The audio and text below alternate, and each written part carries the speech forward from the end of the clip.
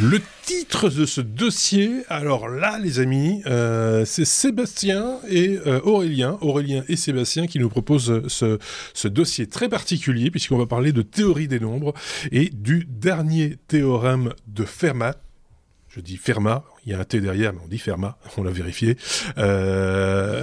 Aurélien, Sébastien, je vais vous céder ma place et je vais vous écouter patiemment. Comme tous nos auditeurs, je suis votre premier auditeur, c'est à vous. Oui, alors on a trouvé un petit sujet d'actu sur le théorème de Fermat. Et du coup, on va vous expliquer, et Sébastien va commencer par vous expliquer simplement le théorème de Fermat. Simplement, c'est ça qui est rigolo. Le dernier théorème de Fermat, parce qu'il y en a un autre, on en parlera peut-être une autre fois dans les technos.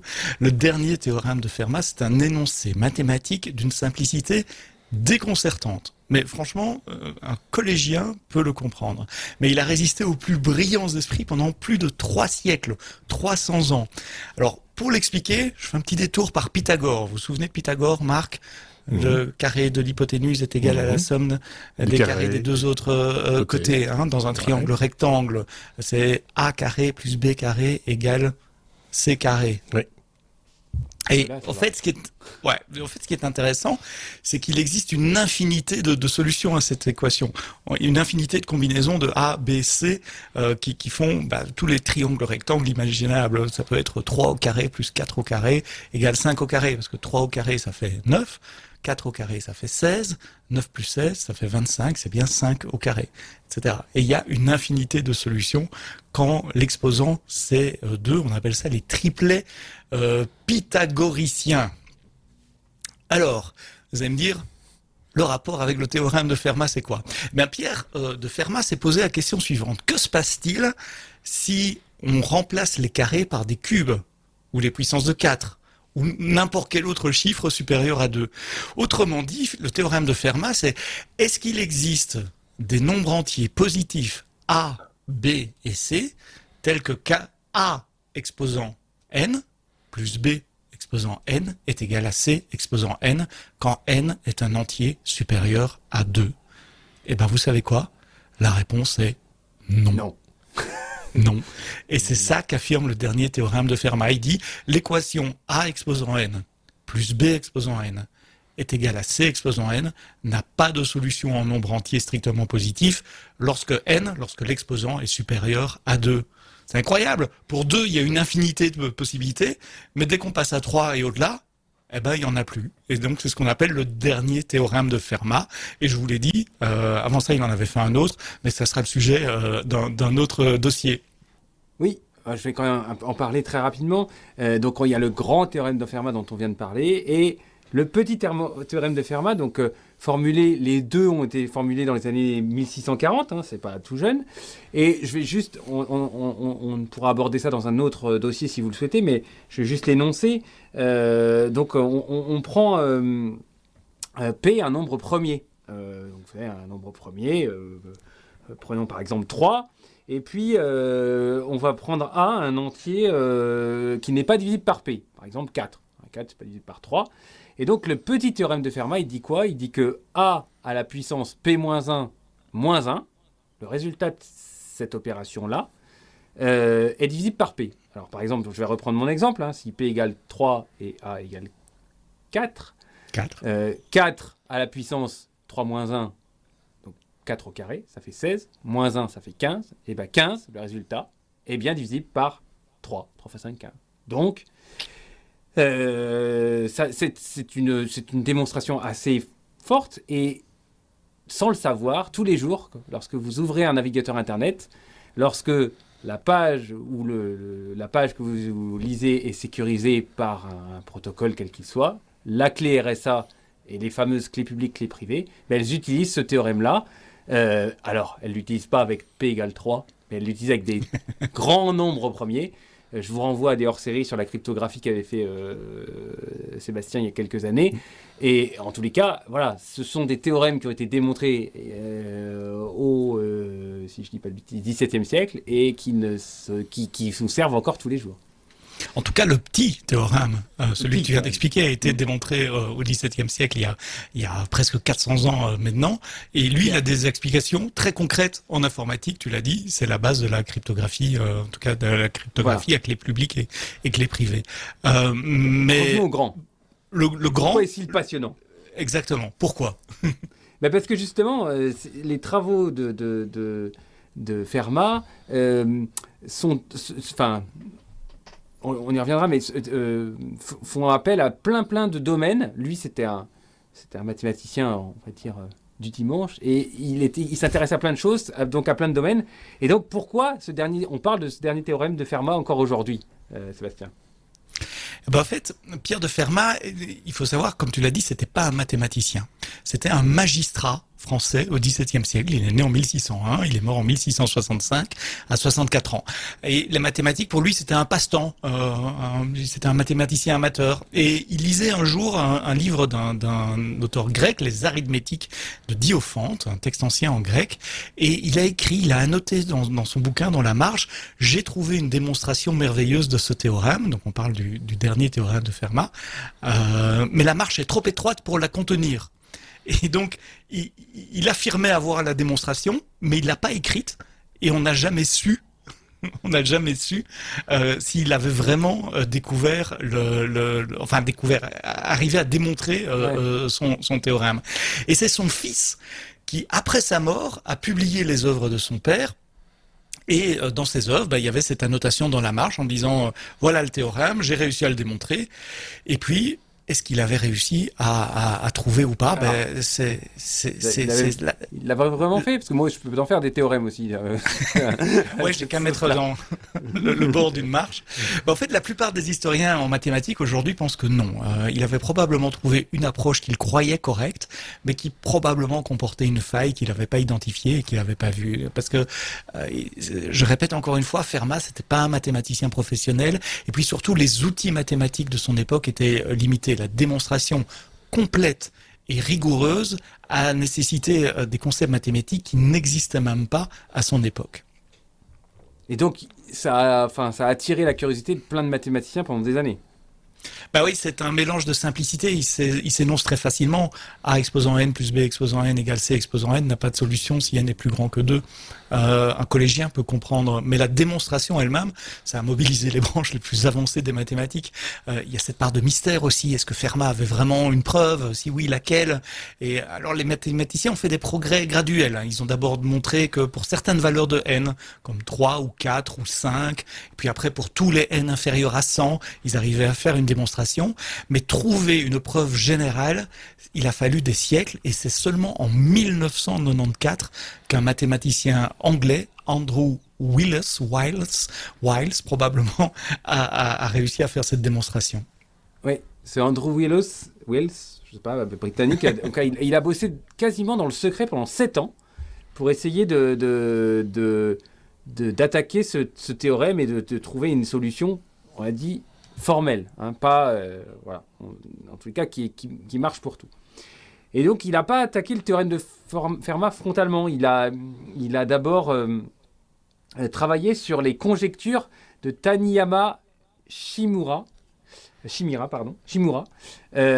ça lui avait été soufflé par un mathématicien allemand, Gerhard Frey, qui avait dit si on arrive à bien comprendre des courbes elliptiques de la conjecture, on peut-être arriver à... Il y a peut-être un lien entre le théorème de Fermat.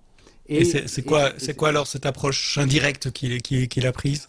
Alors en fait, il a utilisé une preuve par contradiction. C'est-à-dire qu'il a dit, il a montré que si le théorème de Fermat était faux, c'est-à-dire qu'il existait des entiers positifs A, B, C et des n supérieurs à 2 tels que a à la puissance n plus b à la puissance n égale c à la puissance n, on arriverait à une fameuse courbe elliptique dont je parlais tout à l'heure, qui a des propriétés très étranges, si étranges qu'elle contredirait la conjecture de, je reprends, Taniyama Shimura. Et donc, il a démontré que on arrivait à une aberration en partant du postulat contradictoire par rapport au théorème de Fermat, donc qu'il existait bien des couples pour lesquels le théorème était vérifié. Mais donc il a dû passer par des courbes elliptiques, et ça c'est de la géométrie, c'est Voilà. c'est que super compliqué. Alors en fait, c'est bien là où Fermat a été très fort, parce qu'en fait, le théorème, il faut 200 pages pour écrire la démonstration, Waouh. et il faut passer par de la théorie des nombres, de la géométrie et de l'analyse. Et aujourd'hui, même des mathématiciens professionnels qui sont très aguerris, c'est rare de trouver des gens qui ont suffisamment de compétences dans ces 3 domaines pour comprendre dans l'intégralité, dans son intégralité, toute la preuve. Mais même Willis, au début, il était à côté de la plaque, non? Oui, alors en fait, il a exposé en 1993 la preuve devant un collège d'experts, de mathématiciens, et il y a un scientifique, Nick Katz, K-A-T-Z, qui lui a dit, dis donc, il y aurait quand même une faille à la page 53, alinéa 4. Monsieur. Il y a une petite faille, donc du coup, Willis, il a dû retourner pendant 1 an travailler avec un de ses étudiants, Richard Taylor, pour vraiment enfoncer le clou et démontrer qu'il n'y avait pas de faille, enfin, qu'il corrige cette faille-là. Et donc, c'est vraiment qu'en 95 qu'il a fait une démonstration formelle et où là, tout le monde a été d'accord. Et donc, 358 ans après Fermat, on a réussi à démontrer une preuve formelle de la non-existence de A, B, C et N qui satisfont l'équation en question pour N supérieur à 2. Et il a été reconnu pour ça? Il a eu Nobel de mathématiques ou autre? Oui, je pense qu'il est un peu sorti de l'anonymat grâce à ça. En même temps, il y a 7 ans plus 1 an de boulot, ça devait quand même être pas si évident. Donc évidemment, il a eu des médailles du CNRS en France, le prix Wolf, la médaille Fields en 98. Je vous rappelle, la médaille Fields en mathématiques, c'est le prix Nobel en physique, c'est l'équivalent du prix Nobel en physique. Et puis, l'histoire a généré des documentaires, des livres, enfin voilà, c'est une vraie saga ce truc. Mais en tous les cas, après, c'est le seul à avoir réussi à aller jusqu'au bout après 358 ans de mystère. C'est quand même, à mon avis, c'est quand même assez unique dans l'histoire des mathématiques. Alors pourquoi on vous parle de ça aujourd'hui, vous allez me dire? Eh bien parce qu'il y a un lien avec l'actualité. Si. Il y a 2 semaines environ, c'est un article du Monde qu'Aurélien m'a partagé, j'avais entendu ça à la radio également. Ils expliquaient qu'il y a un nouveau projet collaboratif international qui était lancé pour apprendre la démonstration du théorème de Fermat à un ordinateur. Tu peux nous en dire plus, Aurélien? Oui, alors je vais commencer à me faire une petite aparté. C'est pas... on pourrait se dire bêtement et simplement, on va faire des boucles. On a 4 paramètres, A, B, C et N, et on va faire des boucles et tester plein de combinaisons. Voilà, si même avec une puissance de calcul très importante, si on trouve un couple, un quadruplet qui fonctionne, bingo, le théorème de Fermat. Mis en défaut, il tombe. Mais là, c'est pas ça qu'on cherche à faire. Ce qu'on cherche à faire, c'est vraiment un calcul formel et une démonstration formelle du théorème. Et donc, du coup, il faut avoir des grosses compétences en mathématiques et en informatique théorique pour essayer de créer une démonstration d'arriver à une démonstration par un moyen informatique. Et donc, c'est Kevin Bluzzard de l'Imperial College de Londres qui a à la tête maintenant de ce projet, et donc qui vise à formaliser entièrement la démonstration du théorème de Fermat dans un langage compréhensible par un ordinateur. Et c'est un projet énorme, c'est 1 million d'euros. 1,1 million d'euros jusqu'en 2029, pardon. Ah oui, donc c'est vraiment énorme. Mais ça sert à quoi? Parce que on a déjà la théorie et la démonstration de Wiles, le mathématicien anglais. Elle est complète, elle est reconnue, elle a été validée par d'autres. Ça sert à quoi d'apprendre à un ordinateur à faire la démonstration lui-même? En fait, dans les 200 pages, Wiles fait référence à d'autres à des théorèmes antérieurs et à des preuves antérieures. Et donc, ça utilise beaucoup de raccourcis. C'est fait par des humains pour des humains. Ça utilise des raccourcis. Ça saute des étapes qu'on considère comme validées, évidentes. Ça fait déjà 200 pages, hein, vous me direz. Donc, on ne va pas alourdir la démonstration. Donc, le but, vraiment, c'est qu'un ordinateur arrive à démontrer formellement toute la démonstration de Fermat sans prendre les raccourcis qu'un humain prendrait. Oui, et avec un ordinateur, il faut vraiment tout lui expliquer. On peut pas dire et comme selon le théorème de Pythagore et blablabla, parce que nous, les humains, on va dire ah oui c'est ça. Mais pour un ordinateur, il va falloir aussi lui expliquer le théorème de Pythagore, y compris la théorie des nombres, y compris l'analyse, y compris la géométrie, les courbes elliptiques dont tu parlais avant. Alors pour faire ça, ils utilisent un logiciel qui s'appelle Lean.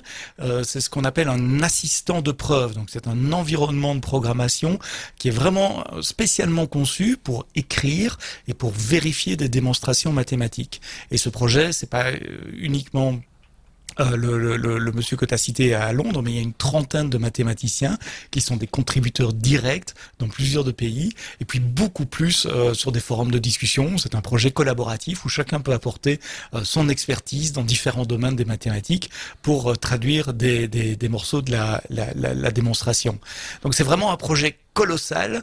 Un chercheur à l'Institut de mathématiques de Jussieu-Paris-Rive-Gauche, Riccardo Brasca, dit qu'il faut avoir fait une thèse en théorie des nombres pour comprendre cette démonstration. Et là, il ne s'agit pas seulement de la comprendre, mais de la décomposer en étapes élémentaires, de la traduire dans un langage formel, étape par étape, les 200 pages de Wiles. C'est un peu comme si vous deviez expliquer comment faire du vélo à quelqu'un qui a jamais vu de vélo, ni de roue, qui ne sait même pas ce que c'est que l'équilibre. Donc c'est super compliqué. La raison pour laquelle on veut s'attaquer à ça, c'est pour pouvoir sécuriser les démonstrations mathématiques.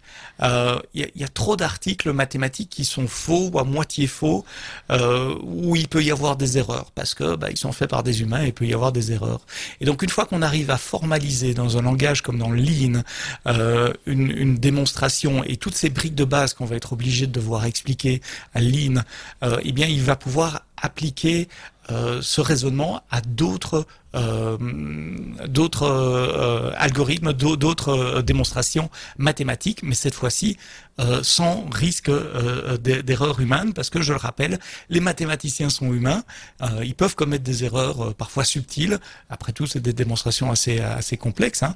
Et l'article qu'on a lu dans Le Monde dit qu'un doctorant qui travaille sur le projet a déjà découvert que certains arguments considérés comme acquis dans la littérature étaient en fait beaucoup plus compliqués que prévu.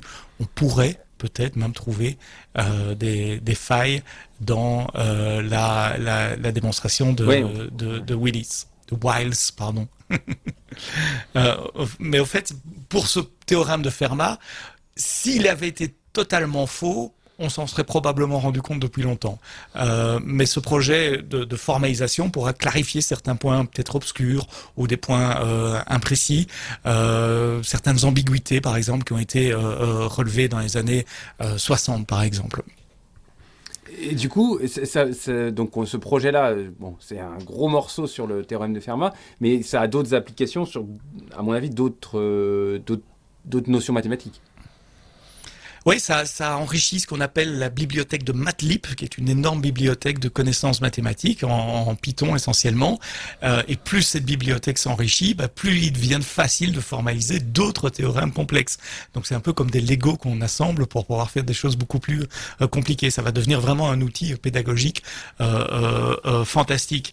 Riccardo Brasca, que j'ai déjà cité, dit qu'on ressort de ces expériences avec une manière un peu différente de penser, que les concepts sont mieux organisés dans notre cerveau. Comment ce projet collaboratif est organisé, Aurélien ? Alors ça va parler à des informaticiens, hein. Tout est organisé autour de GitHub, hein. GitHub, la grande plateforme qu'on connaît. Et puis, c'est vrai que donc moi, j'ai roulé un peu ma bosse dans le monde universitaire et des laboratoires de recherche. Et c'est vrai que les laboratoires de recherche il y a différents laboratoires de recherche qui travaillent sur des thématiques qui peuvent être connexes, mais il n'y a pas en tous les cas, dans les expériences que j'ai eues, il n'y a pas tout le temps des collaborations entre ces différentes entités. Chacun publie ses avancées et chacun épie, entre guillemets, les publications des autres. Alors que là, on est vraiment sur quelque chose qui est collaboratif.